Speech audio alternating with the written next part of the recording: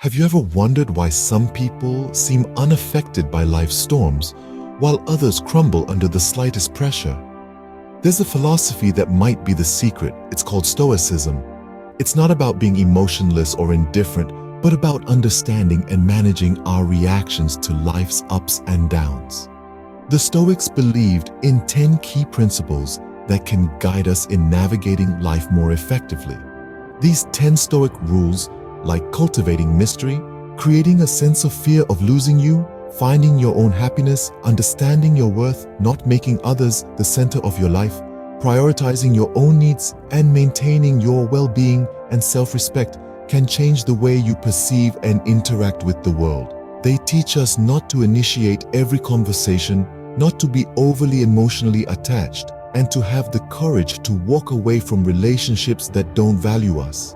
Imagine how different your life could be if you were able to apply these rules consistently. Join us as we delve into these 10 Stoic rules that can prioritize you in your own life. Our first Stoic rule revolves around the intriguing power of mystery. What does it mean to be mysterious? It's not about cloaking yourself in shadows or adopting a secret identity. No, being mysterious is all about maintaining an element of uncertainty, a dash of unpredictability in your interactions with others. It's about revealing yourself in layers, in a paced manner, rather than laying all your cards on the table at once. Now, why would you want to do that? Well, the power of mystery lies in its ability to capture attention and pique curiosity. Think about it. When you meet someone who's an open book, you might initially find them likable, but over time, the predictability can become monotonous. However, when someone is a bit of an enigma, it piques your interest. You become curious to know more about them, to unravel their layers. It adds an enticing dimension to your personality. There are numerous ways you can incorporate this Stoic rule into your daily life. For instance, you could choose to share personal experiences or stories sparingly and only when they add value to the conversation. You could also be mindful of your digital footprint, avoiding oversharing on social media. This doesn't mean you have to be aloof or distant, but rather that you should be selective about the information you share and when you share it. Furthermore, being mysterious isn't just about what you reveal to others, but also about what you choose to keep to yourself. This includes your thoughts, your feelings, and your plans. By not laying everything bare, you preserve your inner sanctum, your personal space. You become the master of your narrative, controlling what others know about you. Remember, an air of mystery can make you more appealing and less predictable. In the grand game of life, unpredictability can be your trump card. Use it wisely. Our second rule speaks to a fundamental human fear, the fear of loss. Now, this is a potent emotion that has shaped human behavior for millennia. It's that sinking feeling in your stomach when you think you've misplaced your phone, or the panic that sets in when you can't spot a loved one in a crowded place. Fear of loss is a powerful motivator, compelling us to cling to what we value. But how does this relate to the Stoic rules for life?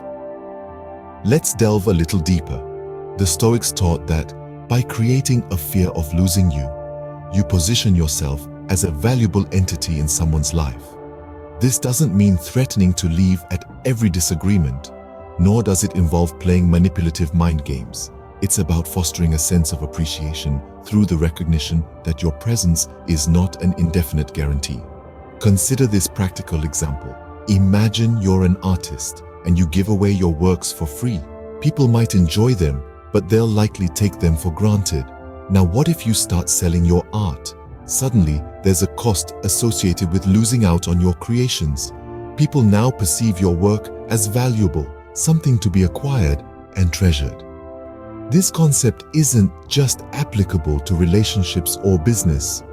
It's a philosophy that can be applied to personal development as well. By recognizing your own worth, you create a fear of losing yourself to situations or people that don't serve your growth. This fear can push you to invest in self-care, personal development, and setting boundaries. But remember, this rule is not about instilling fear for the sake of it. It's about encouraging appreciation and mutual respect. It's about understanding that absence makes the heart grow fonder and that people often only realize the value of what they have when faced with the possibility of its loss. Instilling a fear of loss can strengthen bonds and increase your value in others' eyes. It's a potent reminder that you are not a given in anyone's life, but a privilege, an added value that should be respected and cherished. For our third rule, we explore a universal pursuit, happiness. Happiness, a seemingly elusive concept, is often chased yet seldom caught. But what if I told you that the key to happiness lies not in the chase, but within you? The Stoics believed in creating their own happiness. They were convinced that outer circumstances, no matter how favorable, could not guarantee happiness. Instead, they sought joy in their own thoughts, actions, and perceptions. They understood that happiness is not a destination to reach, but a journey to undertake, a state of being to cultivate. So how does one create happiness? It begins with the understanding that you are the architect of your own joy. You possess the power to build a fortress of contentment within yourself, impenetrable by the storms of life. To do so, you must first accept that some things are beyond your control. This acceptance liberates you from the shackles of futile worry and discontent. It allows you to focus on what you can control, your reactions, your attitudes, your choices. Next, practice gratitude. Acknowledge the good in your life. Each moment, each breath, each sunrise is a gift to be cherished, a reason to be happy. Finally, cultivate virtue. Stoics believed that a virtuous life is a happy life. Kindness, patience, courage, honesty, these are the cornerstones of a content existence. Remember, happiness is not an external treasure to be found, but an internal garden to be nurtured. It's a choice, a practice, a habit. When you choose happiness, you choose freedom. You choose peace. When you master your happiness, you become the master of your life. Our fourth rule is about understanding your worth. In the grand theater of life, it's vital to recognize your value and not undersell yourself. This concept of being costly isn't about monetary worth, but rather about respecting your time, your energy, and your emotional investment. Consider this. When you assign a high value to something, it's treated with utmost care, isn't it? The same principle applies to us as individuals. When we regard ourselves as costly, we demand respect, appreciation, and a certain level of treatment from others. Now, how do we practice this? Start by setting boundaries. Know when to say no. Protect your time and energy. Don't let others drain you. Invest in relationships that reciprocate your value, your respect. It's not about being arrogant or aloof, but about acknowledging your self-worth. Knowing your worth and being costly can lead to healthier relationships and a stronger sense of self. Our fifth rule introduces the art of prioritization. This rule is not about ignoring others or being self-centered, but about understanding that your needs and wants are important too. It's about recognizing that you have a right to take care of yourself, and it's crucial to your overall well-being. Think of it this way. When you're on an airplane and the oxygen masks drop, you're instructed to put your own mask on first before helping others. Why? Because if you don't take care of yourself first, you won't be able to help anyone else. The same principle applies to life. If you don't prioritize your needs, you'll find it difficult to be truly helpful to the people around you. So how does one master this art of prioritization? First, it involves recognizing what your needs are. These could be physical needs, like eating healthily and getting enough sleep, or they could be emotional needs, like spending time with loved ones or pursuing hobbies that make you happy. Then, it's about making time for these needs. This could mean setting boundaries with others, saying no to things that don't serve you, or scheduling time for self-care activities. Remember, it's okay to take time for yourself. In fact, it's necessary. The benefits of prioritizing your needs are immense. Not only does it improve your physical and mental health, but it also improves your relationships. When you're taking care of yourself, you're happier, more balanced, and more capable of being a good friend, partner, or family member. So don't shy away from putting yourself first sometimes. It doesn't mean you're neglecting others. It means you're ensuring you're in the best possible position to be there for them. Prioritizing your needs is not selfish, it's self-care. Our sixth rule focuses on setting non-negotiables. A crucial element of Stoicism is the practice of establishing boundaries and sticking to them. And when we talk about boundaries, we're primarily referring to two key facets of your life: your well-being and self-respect. Well-being isn't just about being physically healthy. It's also about mental health, about feeling good about yourself and the world around you. It's about maintaining a balance between work and rest, between socializing and solitude, between giving and receiving. So, how does one ensure their well-being? By setting non-negotiables. Maybe it's a daily workout or meditation routine. Maybe it's a weekly date with a good book or a loved one. Whatever it is, it's something that you commit to doing no matter what, something that keeps you grounded and balanced. Now let's talk about self-respect. It's the deep-seated belief that you are worthy, that you deserve to be treated with kindness and respect. But self-respect isn't just about how others treat you. It's also about how you treat yourself. It's about setting standards for your behavior and holding yourself accountable. And like well-being, self-respect is also maintained by setting non-negotiables. These could be things like not tolerating disrespectful behavior from others, not compromising your values for the sake of convenience, or not allowing yourself to be taken for granted. Life is filled with distractions and demands, and it's easy to lose sight of our well-being and self-respect amidst the chaos. That's where the non-negotiables come in. They serve as reminders of what's truly important, of what we need to do to take care of ourselves. They are the anchors that keep us grounded amidst the storm. So, take a moment to reflect on your non-negotiables. What are the things that you absolutely won't compromise on? What are the practices that keep you healthy and happy, that remind you of your worth? Remember, it's not about being rigid or inflexible.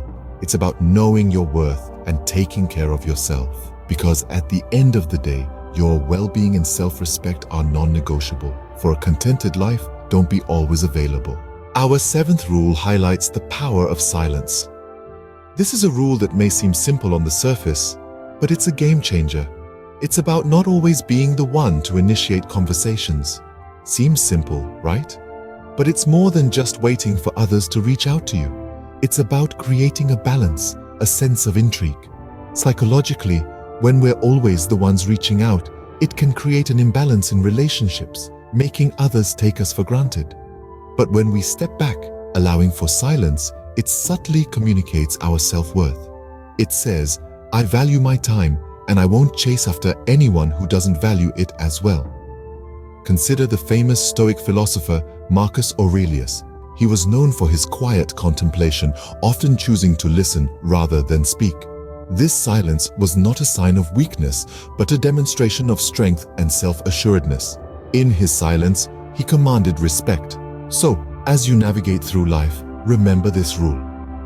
Don't always be the one to break the silence. Let others seek you out. Let them value your time and your presence. Sometimes, silence can speak louder than words.